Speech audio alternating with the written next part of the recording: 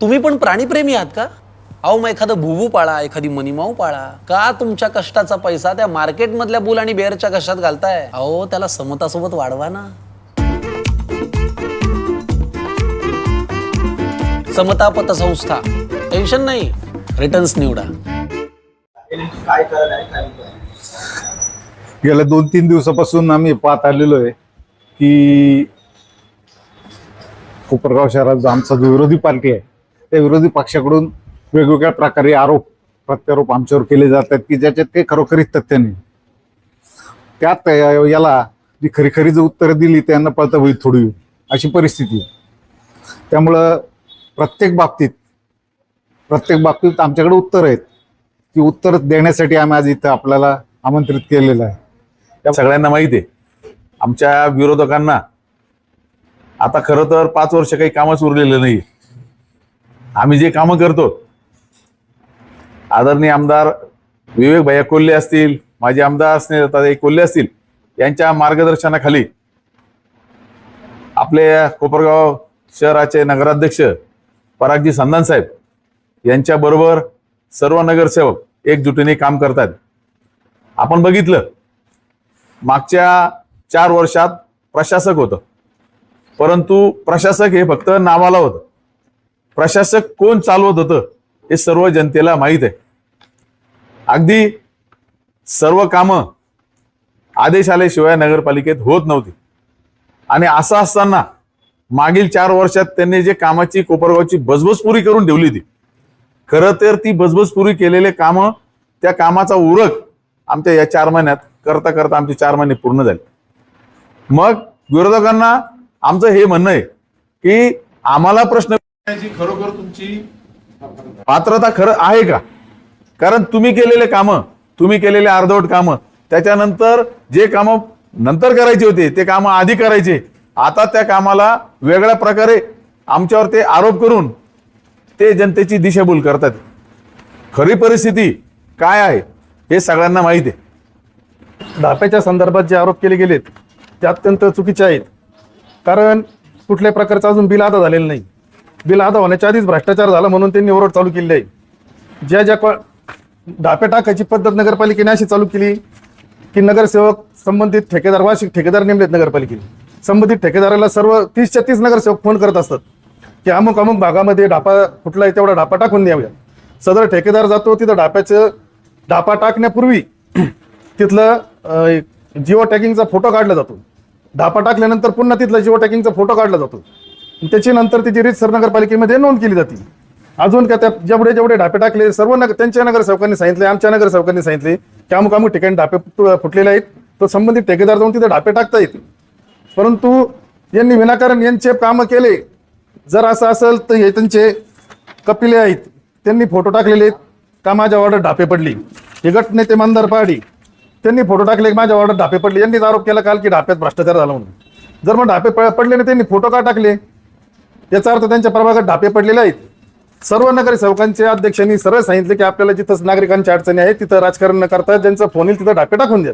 एका ठिकाणी 3 ढापे टाकण्यात आले असं कागदपत्रिका आपण काढलं. 3 ठिकाणचे नाव आहे. असा काही प्रकार असेल तर संबंधित ठेकेदाराचं बिल कुठल्याही प्रकारे होणार नाही, त्याला काळ्या यादीत टाकलं जाईल. जर चुकीचं काम झालं असेल त्यांनी सिद्ध करून द्यावा, संबंधित ठेकेदारावर नक्की कारवाई केली जाईल. गेल्या 8 दिवसापासून कोपरगाव शहरामध्ये एक वातावरण चालू झालं. लाखो रुपये फ्लेक्सवर खर्च करून किंवा कोपरगाव नगरपालिकेची वाढीव घरपट्टी जी आलेली आहे त्याची हरकती नोंदवण्यासाठी ते फ्लेक्स लावलेत. तर हे फ्लेक्स वाढीव घरपट्टी आली तर 30% वाढवा घरपट्टी आलेली आहेत. यासाठी 22 तारखेला आंदोलन त्यांनी शिवाजी महाराज पुतळ्यावर ठेवलं आहे. हा एक प्रश्न आहे. दुसरा कालच्या त्यांच्या यातून आरोप प्रत्यारोपातून ढाप्याचा प्रश्न आहे. 750 ढापे बसवले, 750 त्याच्यावर आहेत. अनेक प्रश्न काही काल मुद्दे मांडलेत. 20 वर्षापूर्वीच्या पालखी रस्त्याच्या साईडच्या गटारी या 4 प्रश्नावर मी तुम्हाला सविस्तर सांगतो. त्यानंतर जलतरण तलाव, त्यानंतर 5 नंबर तळ्यातला मुरुम, असे जे प्रश्न मांडलेले आहेत त्यांनी. प्रश्नच नाही परंतु काहीतरी काढायचं, काहीच कामच राहिलं नाही म्हणून लाखो रुपये खर्च करून बोर्ड लावले. येत्या आपली जनरल बोर्डाची मीटिंग आहे परवा 25 तारखेला. 8 नंबरचा त्याच्यामध्ये विषय जो आहे का घरपट्टी संदर्भात पुनर्वलोकन व पुनर्विचार करण्याबाबत हा विषय 8 नंबरचा. तर हा 8 नंबरचा विषय यासाठीच केलेला आहे की ही वाढीव घरपट्टी जी 30% आलेली आहे ती कशी आली, का आली, शासनाचे काय काय नियम आहे आणि जिल्हाधिकाऱ्याच्या काय सूचना आहे, नगरविकास खात्याच्या काय सूचना आहे, यासाठी विचारविनिमय करण्यासाठी हे आलेले. बिलं तर गेलेत, आपले बिलं नियमाप्रमाणे गेले, 30% गेले. हेच बिलं 2016 साली संजू भाऊ गेले होते. त्यावेळेस आपण चक्री उपोषण केलं 4 दिवस. आपण सर्व त्यावेळेस स्वतः शिवाजी महाराज पुतळ्यावर चक्री उपोषण केलं. गोसावी साहेब त्यावेळेस आपले मुख्याधिकारी असताना आपण ते चक्री उपोषण केलं का ही जास्तीची वाढीव घरपट्टी आपण लावू नये. त्यावेळेस ती अशीच जास्त जे आहे तीच ठेवून आपण ती त्याच पद्धतीची आजपर्यंत आहे. शासनाचे नगरविकास खात्याचे काय काय डायरेक्शन आहे ते 22 तारखेच्या मीटिंगमध्ये नगराध्यक्ष 100% मांडणार किंवा ही घरपट्टी दरवर्षी 2%, 3% वाढते किंवा 5% वाढते. 2016 ते संजू भाऊ आज 2026 10 वर्ष झालेले आहे. त्याचा विचार हा 22 तारखेच्या मीटिंगमध्ये निश्चितपणे होणार आहे. आम्हीच 2016ला ही घरपट्टी वाढू दिली नाही. कुठलाही जास्तीचा कर हा शासनाला आम्ही जनतेला येऊ दिला नाही. हा येऊ न दिल्यामुळं आज 10 वर्ष याच्यात गेले. परत आता तोच मुद्दा, आमचाच मुद्दा त्यांनी घेतला, पण आम्ही सत्तेत आहे. 100% जनतेच्या याच्यावर आमचे सर्व नगरसेवक, नगराध्यक्ष का हा भार निश्चितपणे येऊ देणार नाही. काही मुद्दे आले पालखी रस्त्याच्या गटारी बाबत. पालखी रस्ता माझ्या काळात झालाय. 20 वर्ष झाले पालखी रस्ता. 20 वर्षात त्यात पालखी रस्ता सिंगल रस्ता होता, तो साईबाबा कॉर्नर तर थेट 80 स्तंभापर्यंत. त्याच्या गटारी गेल्या, दोन्ही बाजूनी गटारी आज आहे. त्याच्यातून ठीक आहे, तिथं म्हणजे बंगले नसतील, घरं नसतील, पण त्या गटारी आज आहेत, त्याच्यातून पाणी वाहत नाही. परंतु शासनाच्या नियमाप्रमाणे, टाउन प्लॅनिंगच्या नियमाप्रमाणे दोन्ही साईडनी गटारी असतात. आजही त्या गटारी आहेत. ज्यावेळेस तो रस्ता झाला, लाईट लागले, तर लोक म्हणायचे पुण्यात आले का. त्याच्यावर तुम्ही बोलतात स्विमिंग टँक, जलतरण तलाव मी केलेला आहे. निश्चितपणे जलतरण तलाव म्हणजे त्याचा विषय तर फार मला तिकीट मिळताना नाही झाला की बाबा जलतरण तलाव तसा हे झाला, बरेच त्याच्यावर हे झाले. परंतु तुम्हाला आज सांगतो, जलतरण तलाव निश्चितपणे हा पूर्ण करायचा राहिला. त्याचं कारण झालेत. मी नगराध्यक्ष होतो, मीच माझ्याच कारकिर्दीत झाला. 2007ला जलतरण तलाव केला. माझा राजीनामा झाल्यावर त्यानंतर नगराध्यक्ष सत्ता कोणाची होती, त्यांनी पूर्ण नाही केला. वाढीव घरपट्टीचा विषय राज्य शासनाकडून जे निर्देश आले नगरविकास खात्याकडनं, त्या निर्देशानुसार घरपट्टीमध्ये काही फेरबदल झालेले आहेत. तर सदर प्रश्न हा राज्य सरकारशी निगडीत आहे. ही घरपट्टी काय नगराध्यक्षांनी किंवा सत्ताधारी नगर सेवकांनी वाढवलेला असा काही प्रकार नाही. कृपया यांनी जनतेची दिशाभूल करू नये. आपल्यावर पाणी तयार गेलं होतं, जे महिनाभर पाणी पुरतं ते 15 दिवस पाणी, ते बाकीच पाणी गेलं होतं. तर आता माझ्याकडे माहिती आहे, 1 नंबर तळ्यात सध्या 3 इंच पाणी, 2 नंबर तळ्यात 5 फूट पाणी, 3 नंबर तळ्यात 3 फूट 4 इंच पाणी आहे आणि 4 नंबर तळ्यात 6 फूट पाणी आणि 5 नंबर तळ्यात 11 फूट पाणी. पाणी संपलेलंच नव्हतं. महत्वाचं म्हणजे पाणी संपलेलं नाहीये, पण आता आपल्याला आवर्तन आले. ते आपलं तळे भरायचं काम चालू आहे 2 दिवसापासून. हे पाणी संपलं, चुकीचं आहे. पाण्याचे दिवस वाढणार आहेत का? हो, पाण्याचे दिवस वाढणार आहे. आपल्याला 13 तारखेला मुंबई जल संपदा विभागाकडून पत्र आले. वरूनच आपल्याला असे आदेश आले की 30 ऑगस्ट पर्यंत आपल्याला आता आवर्तन भेटणार नाहीये. आता हे जे आवर्तन आपल्याला दिलंय सध्या, ते 30 ऑगस्ट पर्यंत आपल्याला ते पाणी पुरवायचंय आपल्याला. त्याच्यामुळे आपण हे जे 4 दिवसात पाणी पुरवठा होता तो आपण 6 दिवसात केलेला आहे. कधीपासून करणार? आता हे पूर्ण तळे जेव्हा भरतील 8 दिवसांनी पूर्ण जे 5 नंबर तळे, 1 नंबर ते 5 पर्यंत जे पूर्ण तळे भरून जातील, त्यावेळेस आपण सगळ्यांना गावातल्या नागरिकांना सूचना देणार, भोंगे फिरवणार आहे. सगळ्यांना आपण सूचना देऊनच आपण नंतर ते 6 दिवसात पाणी पुरवठा करणार आहोत. हा जो पाण्याचा विषय आहे, तर आपल्याला हे आता तळे भरल्यानंतर आपल्याला 6 दिवसात पाणी करावं लागणार आहे. याला नाईलाज आहे. पाऊस जर टायमात नाही झाला तर जनतेची पुढे हाल होईल. आपल्याला हे तर हे नियोजन आपल्याला आधीच करावं लागेल का, जेणेकरून जनतेला पाणी हे व्यवस्थित टायमात भेटलं आणि आपल्याला पाण्याचा प्रॉब्लेम येणार आहे. त्याकरता पाण्याचे दिवस हे वाढवलेले. आणि राहिला विषय पाण्याचा, पाणी चोरीचा. ज्या वेळेस आमदार ताईंनी बंदिस्त पाईपलाईन मधून पाणी आणायचं होतं शिर्डीतून आपल्याला पाणी आणायचं होतं, त्यावेळेस आपले लोक कोण आडवे आले? गाड्या करू करू संभाजीनगरला हायकोर्टात गेले, गाड्या करू करू. काही इथले जे कोपरगावचे विरोधी लोक आहे, आजही विरोधी, उद्या विरोधी, भविष्यात राहील. काही लोक कडू ते कडूच असतात. त्यासारखे हे काही लोक इथून घेऊन गेले. शेजारच्या ज्या ताकदी आहे, आता शेजारची जी ताकद असते तिला कसं वाटन बरं? शेजारचं पोरग चांगलं व्हावा, मोठं व्हावा, घरदार चांगलं व्हावं, त्याचं अजिबात नाही.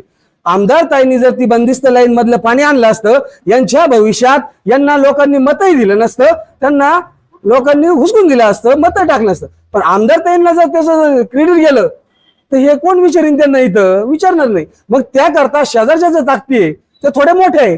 मग इथले कडू लोक, ते कडू लोक मिळून आपल्या गावाची, मुळात हे लोक गावाची हानी करणारे लोक आहे. कोपरगाव तालुक्याची पूर्ण हानी करणारे लोक हे आहे. आणि आता आणि राहते काय, आमच्या अध्यक्षांना काय अरे तुरे केलं ना? अरे तुरे करू नका दादा हो तुम्ही. आम्ही जर तुमच्या दादांना अरे कार्य केलं ते तुम्हालाही जर जाईल, तेव्हा ते अरे कार्य करू नका. आणि राहिला विषय पाणी चोरीचा, पाणी चोरायचा विषय असा है चाचा, वो क्या गाड़ी की चोरी नहीं है, जरा समझो आप, ऐसा होता नहीं है. पानी बीनी चोरी नहीं जाता, अपने हिसाब से उधर भी फेंक झोंक मत करो. पानी चोरी गया, ये गया, वो गया, वो गाड़ी चोरी होती है, ऐसा नहीं होता. पानी गया काय पानी, अरे ऐसा कैसे पानी गया काय, पानी आहे.